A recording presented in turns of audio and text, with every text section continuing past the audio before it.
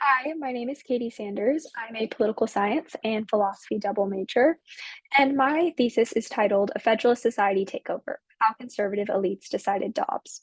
As a political science major, I've always been really fascinated by constitutional law and the Supreme Court, especially in the doctrinal area of abortion. So, when the court issued its ruling in Dobbs v. Jackson Women's Health Organization this past summer, in which they overturned Roe v. Wade, and eliminated longstanding federal abortion protections, I was really fascinated to know what drove the justices to make this decision to overturn nearly 50 years of abortion precedent, because it's seen by many as a blatantly conservative decision, as the six conservative justices voted to uphold Mississippi's law, and five of them ultimately voted to overturn Roe v. Wade. My research finds that this conservative elite group called the Federalist Society had strong influence on the justices' decision to overturn Roe. So, first, what is the Federalist Society? Federalist Society is a group founded in 1982 by conservative and libertarian law students at Yale Law School and the University of Chicago Law School, and it was ultimately meant to give conservative law students a voice in the predominantly liberal legal world. While it started as law school chapters, the group now consists of 60,000 lawyers, law students, scholars, and others who believe and trust that individual citizens can make the best choices for themselves and society. So it started small and has now grown to be a huge organization across the country. And all of these members share an originalist interpretation of the Constitution, which means they look to the history and traditions um, that the framers had in mind when they wrote the words of the Constitution, and they take a very textualist approach to what the Constitution should mean in today's world. So, my paper is structured into three sections to examine the influence that the Federalist Society had on the court's decision in Dobbs. So, first, I start by examining scholarship regarding how elites influence justices' decision making more broadly. And I draw on Neil Devins and Lawrence Baum's The Company They Keep: How Partisan Divisions Came to the Supreme Court, as well as Amanda Hollis-Brewski's Ideas with Consequences, the Federalist Society, and the Conservative Counter-Revolution. I then apply this research to Dobbs. I offer doctrinal summaries of the court's key abortion rulings leading up to Dobbs. I also trace how the Federalist Society got the right people on the Supreme Court by the time Dobbs came around.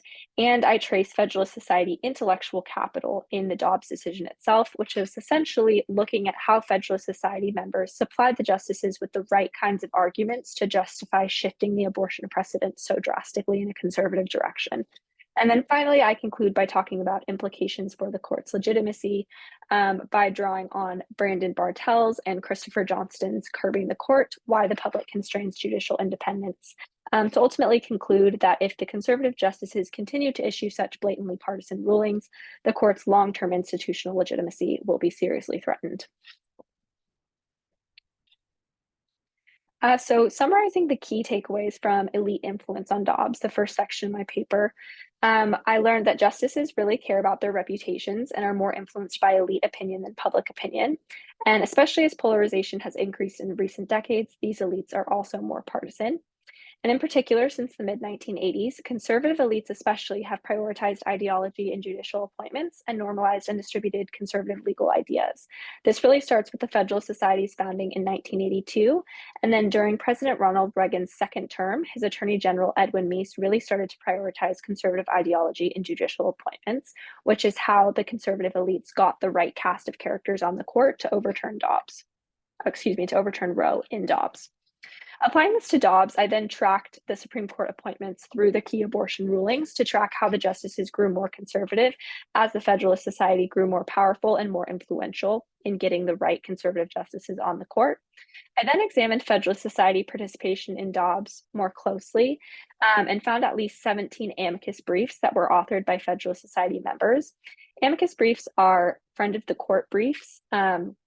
They're filed in support of the position to show the justices how people feel or how groups feel about the outcome of a case. And all of these briefs advocated for overturning Roe, which is what the justices ultimately did. I also found that the lead attorney for the state of Mississippi, who was advocating for overturning Roe, and the group who helped Mississippi legislators draft the abortion law in question, had Federalist Society influence. I then did a textual analysis of the majority's opinion and the Federalist Society authored briefs. and found that all of the main arguments that show up in the Federalist Society amicus briefs make their way into the majority's opinion.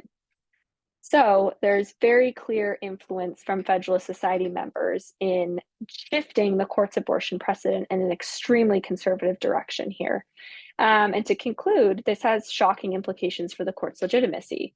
So drawing on Bartels and Johnston's work, I find that the court does not have this strong reservoir of goodwill of trust among the public, so that strong policy disagreement with the court's decisions will increase support for court curbing, which are basically measures to restrict the court's power, whether that's narrow curbing in a doctrinal area, specifically like abortion, or more broadly, things like term limits for the justices. And partisan polarization makes policy disagreement more significant. So, in sum, if the court continues issuing rulings like Dobbs with clear influence from conservative elites, the court's institutional legitimacy is in trouble. Thank you.